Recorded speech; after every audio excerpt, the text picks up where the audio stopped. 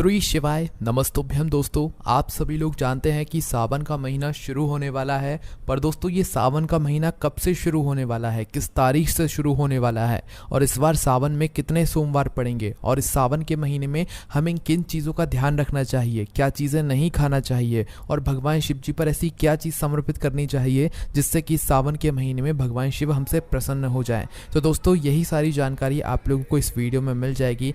आप लोग किसी भी भ्रम में ना पड़ें कि सावन का महीना इस दिन से शुरू हो रहा है, इस दिन से शुरू हो रहा है। इस वीडियो को देखने के बाद सावन महीने से जुड़ी हुई सारी दुविधा आपकी दूर हो जाएगी। तो चलिए दोस्तों, इस वीडियो में हम लोग सबसे पहले जानते हैं कि आखिर इस बार जो सावन का महीना पड़ रहा है वो किस तारीख से शुरू होगा और किस तारीख तक चलेगा। तो सबसे पहली बात दोस्तों, आप लोग ये समझ लें कि सावन का महीना भगवान शिव जी का अति प्रिय महीना होता है, और इस महीने में हम भगवान शिव जी को बहुत आसानी से प्रसन्न कर सकते हैं, उनसे अपनी मनोकामनाओं को पूर्ण करवा सकते हैं, उनसे दुख और समस्याओं को हमारी दूर करवा सकते हैं। इसलिए सावन का महीना सभी भक्तों के लिए बहुत ही विशेष होता है, क्योंकि इस महीने में हम भगवान शिव जी की बहुत विशेष पूजन आराधना भी करते हैं। तो सबसे पहली बात दोस्तों, इस बार जो सावन का महीना शुरू हो रहा है, या ये कह लो कि सावन के महीने का इस बार का जो पहला दिन है वो दोस्तों है 22 जुलाई का। बहुत सारे लोगों को कन्फ्यूज़न हो रही है कि भाई सावन का महीना 21 जुलाई से शुरू हो रहा है कि 22 जुलाई से शुरू हो रहा है। हम आपको बता दें कि इस बार जो सावन का महीना है वो 22 जुलाई से शुरू हो रहा है, 21 जुलाई से शुरू नहीं हो रहा है।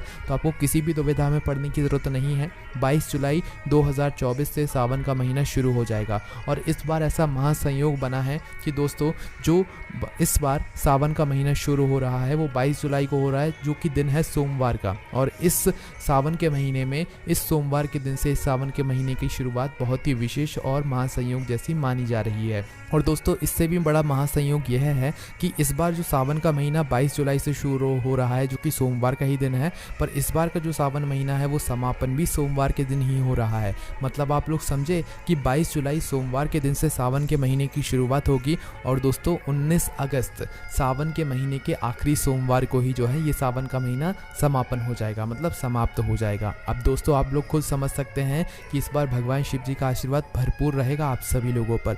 सावन का महीना शुरू भी सोमवार के दिन से हो रहा है, और सावन का महीना पूरा भी सोमवार के दिन पर ही हो रहा है। तो इससे अच्छी बात और क्या हो सकती है, और इससे अच्छा और मौका आपको कब मिल सकता है भगवान शिव जी को प्रसन्न करने का। ठीक है, तो 22 जुलाई को जो है सावन महीने का पहला सोमवार है, जिस दिन सोमवार का ही दिन है। और दोस्तों 19 अगस्त 2024 तक जो है ये सावन महीने का सोमवार चलेंगे, और इस दिन भी आखिरी सोमवार यहाँ पर पड़ने वाला है। अब दोस्तों, हम लोग जान लेते हैं कि इस सावन महीने में कितने सोमवार पड़ने वाले हैं और कब पड़ने वाले हैं। तो इस बार हम आपको बता दें कि इस बार सावन के महीने में कुल 5 सोमवार पड़ेंगे। ठीक है, अब वो 5 सोमवार कब पड़ेंगे वो भी आप लोग सुन लीजिए। तो देखिए, सबसे पहला सावन महीने का जो सोमवार पड़ेगा वो 22 जुलाई 2024 के दिन पड़ेगा। उसके बाद में दोस्तों जो अगला दूसरा सावन सोमवार पड़ेगा वो पड़ेगा दोस्तों 29 जुलाई 2024 को। उसके बाद में दोस्तों जो सावन सोमवार तीसरा सावन सोमवार वो पड़ेगा दोस्तों 5 अगस्त को, है ना। उसके बाद में दोस्तों जो चौथा सावन सोमवार पड़ेगा वो पड़ेगा दोस्तों 12 अगस्त को। उसके बाद में दोस्तों आखिरी और पांचवा जो सावन सोमवार पड़ेगा वो पड़ेगा दोस्तों 19 अगस्त को। और इसी के साथ में दोस्तों हम आपको एक बात और बता दें कि सावन महीने के आखिरी सोमवार को, मतलब 19 अगस्त को रक्षाबंधन भी पड़ रहा है, रक्षाबंधन का दिन भी पड़ रहा है। तो आप इस सावन महीने के सोमवार को अति शुभ मान सकते हो, महासंयोग वाला मान सकते हो, और भगवान शिव जी की कृपा वाला मान सकते हो। तो ये वो तारीख है 5 सावन सोमवार की, जो कि हमने आप लोगों को बता दी है। तो अब दोस्तों हम लोग जान लेते हैं कि सावन के महीने में हमें भगवान शिव जी को प्रसन्न करने के लिए क्या करना है। तो सबसे पहली बात दोस्तों, आप लोग ये समझ लीजिए कि सावन का महीना भगवान शिव जी को प्रसन्न करने का अति प्रिय महीना होता है। तो इस महीने में आपको सबसे पहली चीज़ तो 2 लोटा जल लेना है। सावन के महीने में भगवान शिव जी पर भार बढ़ जाता है, उनके ऊपर पूरी व्यवस्थाएं आ जाती हैं, पूरी ब्रह्मांड की व्यवस्थाएं आ जाती हैं। इसलिए दोस्तों हम साधारण रूप से तो 1 लोटा जल शिवलिंग पर चढ़ाते हैं, पर इस सावन के महीने में हमें 2 लोटा जल चढ़ाना है। वह 2 लोटा जल आप कैसे चढ़ाओगे? अगर आपके घर में 2 लोटा जल है तो भाई आप 2 पात्रों में जो है अपना जल भर लो, 2 लोटा में जल भर लो, और उन लोटों को सीधे हाथ के हथेली में एक के ऊपर एक करके रख लो। इस तरीके से आप लोगों को जो है ये जल अपने घर से लेकर जाना पड़ेगा। ये जो जल है ये आप अपने ही घर के रसोई घर में, जहाँ पर आपका घर का परिंदा रखा जाता है, पीने का पानी रखा जाता है रसोई घर में, वहाँ से आप लोग ये ये वाला जल लेकर जा सकते हो। ठीक है, ज़रूरी नहीं है कि आप वहीं से लेकर जाओ, पर मुख्य रूप से वहाँ से लेकर जा सकते हो अपने घर के परिंदे से, रसोई घर से।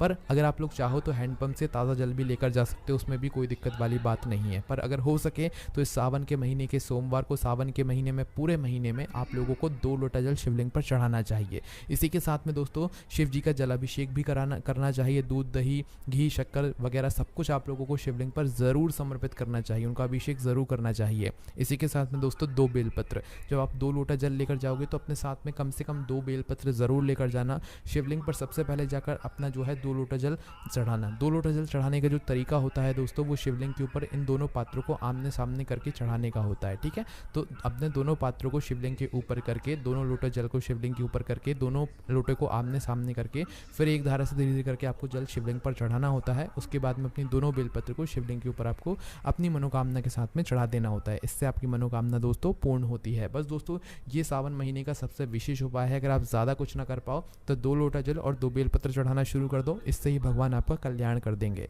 इसी के बाद में दोस्तों एक और चीज़ का आपको ध्यान रखना है, खान पान का। सावन का महीना भगवान शिव जी को प्रिय होता है, तो इसमें आपको भी कुछ ना कुछ चीज़ों का ध्यान रखना पड़ेगा। बहुत सारे लोग हैं जो भाई बहुत तरह की चीज़ें खाते हैं। अब आप सभी लोग जानते हैं वो क्या क्या खाते हैं, तो हम आपको बता दें कि सावन के महीने में आपको शुद्ध और सात्विक भोजन करना है। शुद्ध और सात्विक भोजन कहने का मतलब क्या है कि लहसुन प्याज का सेवन बिल्कुल नहीं करना है। ठीक है, कोशिश करना लहसुन प्याज का सेवन बिल्कुल नहीं करना है, और मांस और मदिरा को तो भाई देखना भी नहीं है सावन के महीने में। अगर आप भगवान शिव जी की कृपा प्राप्त करना चाहते हो तो ये सारी चीज़ें बिल्कुल मत करना। ठीक है, और शुद्ध और सात्विक भोजन का ध्यान रखना। इसी के साथ आप लोग अपना पूरा सावन का महीना व्यतीत करना, फिर देखना भगवान शिव जी की कृपा कैसे आप पर होती है और वो कैसे आपका कल्याण करते हैं। तो दोस्तों यही पूरी जानकारी है जो कि इस बार सावन के महीने में आप लोगों को देनी थी, और यही वो जानकारी है जिसको लेकर बहुत सारे लोगों के मन में बहुत सारे प्रश्न आ रहे थे। अगर आपके भी मन में इस सावन के महीने को लेकर कोई भी प्रश्न है तो उसे आप हमसे कमेंट करके पूछ सकते हैं। ये सारी जानकारी आप लोगों को हमारी वेबसाइट, ये सावन के महीने से जुड़ी हुई सारी जानकारी आपको हमारी वेबसाइट भोलेनाथभक्ति.com पर मिल जाएगी। कोई भी समस्या है कमेंट करके पूछ सकते हैं। ओम नमः शिवाय, जय भोले बाबा श्री शिवाय, नमस्तुभ्यम।